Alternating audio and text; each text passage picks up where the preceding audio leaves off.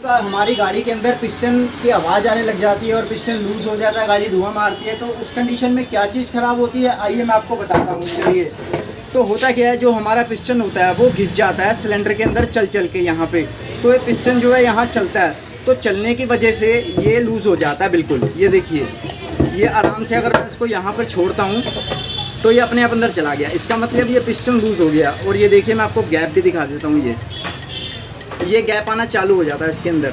और हालांकि अभी इसके अंदर रिंगें भी लगती हैं, सबसे पहले रिंगें घिस जाती हैं, उसके बाद पिस्टन घिसता है और आपकी गाड़ी हो जाती है ख़राब।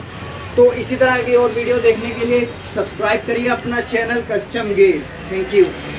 अगर इस वीडियो का पार्ट 2 चाहते हैं कि पिस्टन के अंदर कितना खर्चा आता है और उसमें कितने का सारा सामान लग जाता है, तो सब्सक्राइब करके कमेंट सेक्शन में बता देना भाई, मैं आपको पूरी डिटेल बता दूंगा कितने का खर्चा आता है और कितना टाइम लगता है।